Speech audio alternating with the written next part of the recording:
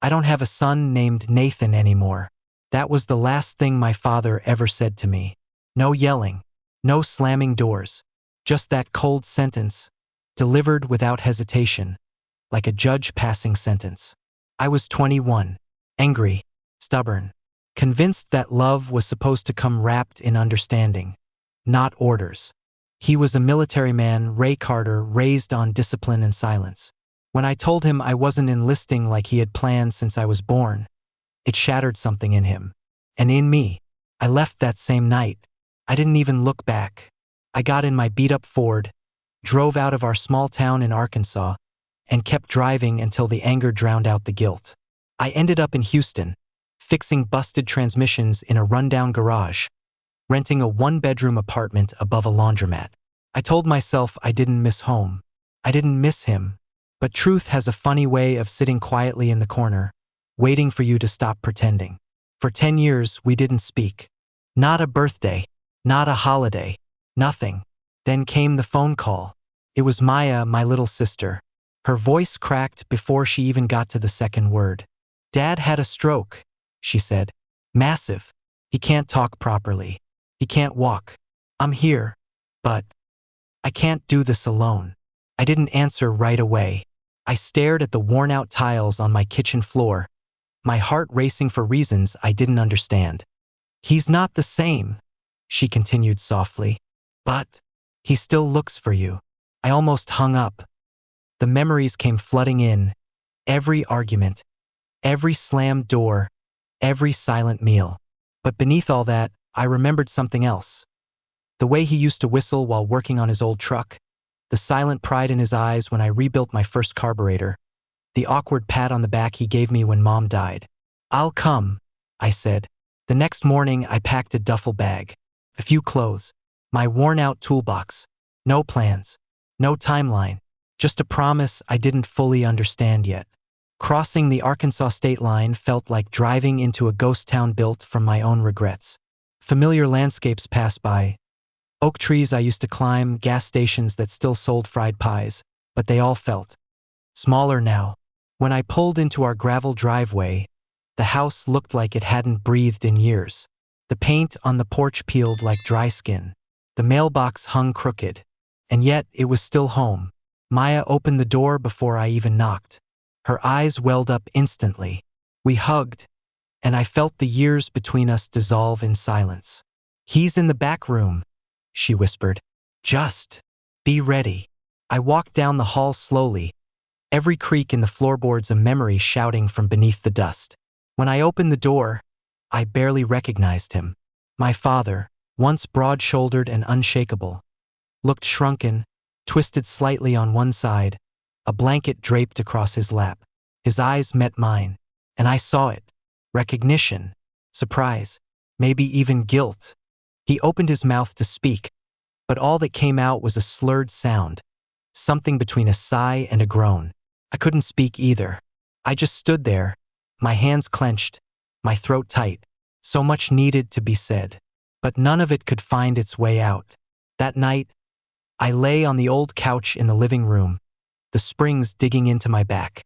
Outside, the wind howled through the cracks in the windows. Inside, my heart ached with questions I wasn't sure I wanted answers to. Why did I come back? Maybe I wasn't ready to forgive. Maybe I didn't expect to be forgiven. But deep down, maybe I just needed to see him one more time before it was too late. Mornings in that house felt like stepping back in time. The smell of burnt toast and weak coffee wafted through the kitchen, just like when Mom used to try cooking before Dad took over. Maya handed me a plate of scrambled eggs that looked more like yellow mush, but I didn't care. It felt like family, even if broken. I have a shift at the clinic in town, she said, brushing crumbs off her scrubs. Can you sit with him for a few hours? I nodded, chewing slowly. The silence between us wasn't cold. It was heavy with unspoken gratitude. I found Dad sitting by the window, half slouched in his wheelchair. I rolled him outside, into the morning light. The backyard hadn't changed. The swing set still stood, though one chain had snapped. The garage door was slightly ajar, like it had been waiting for someone to return. I walked over, curiosity tugging at me. When I pushed it open, my breath caught. There it was. The old 1978 Chevy. Dad's pride and joy. Covered in dust and cobwebs. Tires deflated. One side mirror cracked. But somehow intact. That truck was more than a vehicle, it was history. He taught me how to drive in it. We spent one summer rebuilding the transmission together. It was supposed to be our project. The last time we touched it was the night before I left. I stared at it for a long time. Later that day, I grabbed my toolbox. I didn't tell Maya. I didn't tell Dad. I just started cleaning. The more I wiped, the more memories surfaced. Road trips, grease-stained jeans. The one time we got stuck in a thunderstorm with a broken wiper. The engine was a mess. The wiring was fried. But she still had a heartbeat. That evening, I wheeled Dad into the garage. When he saw the truck, his lips parted slightly. His hand trembled. He reached toward it like it was a lost part of himself. Then he looked at me. Nathan. It was slurred, broken, but it was my name. It was the first time he'd said it in a decade. I swallowed hard. Yeah, Dad, it's me.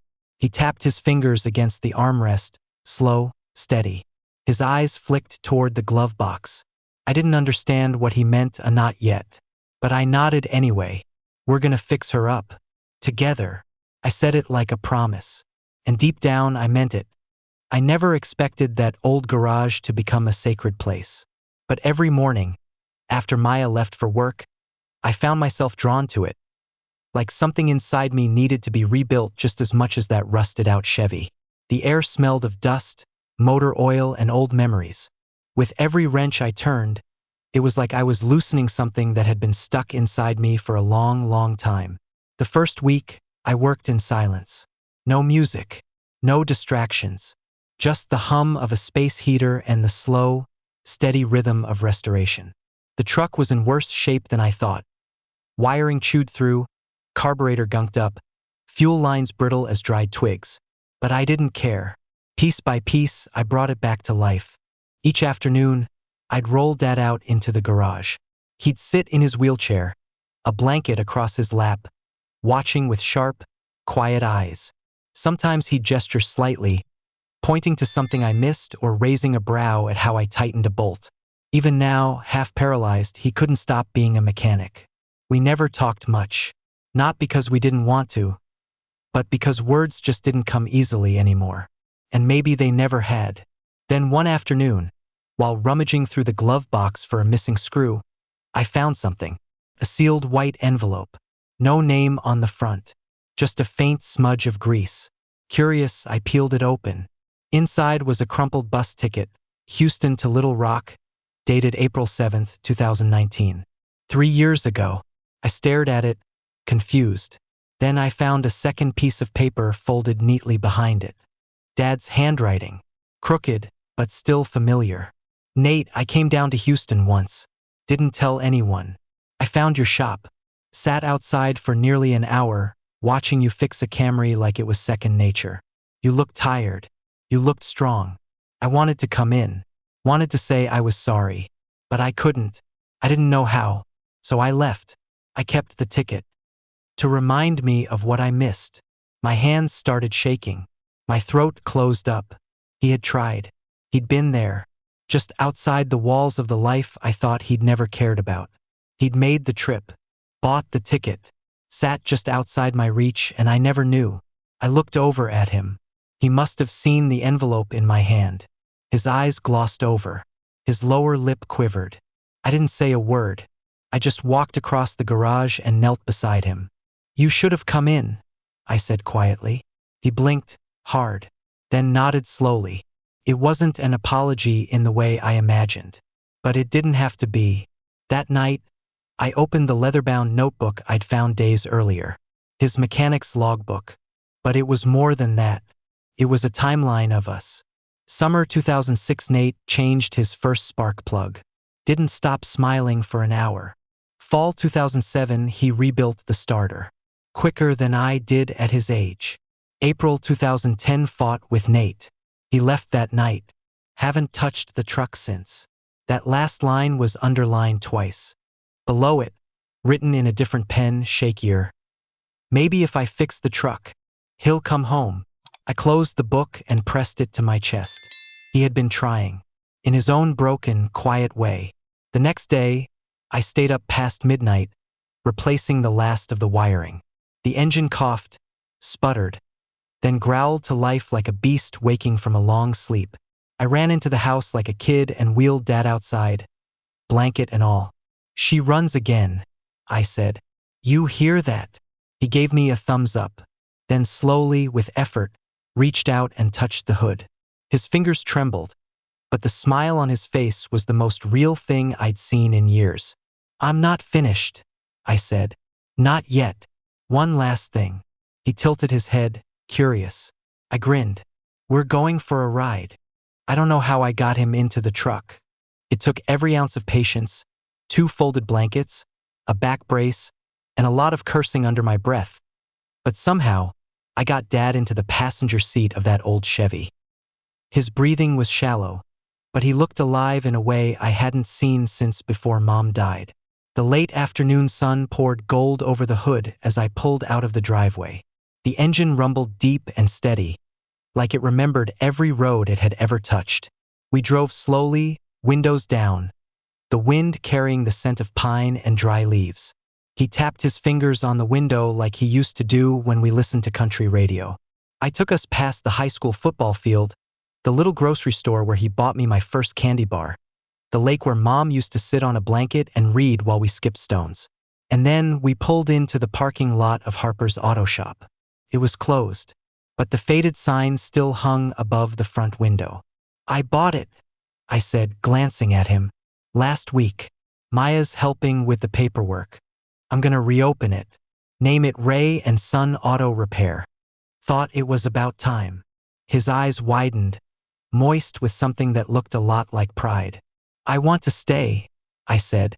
"Not just to fix cars. To fix us." He didn't speak, of course, but he didn't need to. He just took something from his coat pocket and handed it to me. It was a tiny keychain, a rusted old tag engraved with the words, "Drive safe, kiddo." I remembered it. I'd given it to him when I was 10, and he used to hang it on his keys like a badge of honor. After I left, it disappeared. I never thought he kept it. I looked at him, speechless, and that's when he spoke. Not with his mouth, but with his eyes. Forgiveness, gratitude, love. When we pulled back into the driveway, I helped him back into the wheelchair. He looked tired. His head rested against my arm as I tucked him into bed later that evening. That night, I sat on the porch, the sound of crickets buzzing, the stars scattered like dust across the sky. Something in the air felt final, like a closing chapter. The next morning, Maya found him just as the sun rose. He had passed in his sleep, peacefully, quietly. There were no more words, no last dramatic breath, just stillness. At his funeral, I stood in front of the church, hands shaking, heart raw, and read from his notebook. "Maybe if I fix the truck, he'll come home." I closed the book and looked at the crowd. He did more than fix the truck. He fixed us. 2 weeks later, the new sign went up. Ray and Son Auto Repair. I kept the old Chevy out front. Clean, polished, hood open like it was waiting for the next adventure. And sometimes, when the garage gets quiet, I swear I can still hear him. Tapping his fingers on the hood, humming low under his breath, watching me work. He was never good with words. But in the end, he found his way back to me. And I never let go. Not every reunion needs grand gestures or perfect words. Sometimes, love shows up in silence, in grease-stained notebooks, in rusted-out trucks brought back to life. Sometimes the road home isn't a straight line. Sometimes it loops through pain, forgiveness, and the kind of healing that takes more than time. It takes courage. So if there's someone in your family you've grown distant from, maybe it's not too late. Maybe all it takes is showing up. Even if it starts with just one turn of a wrench.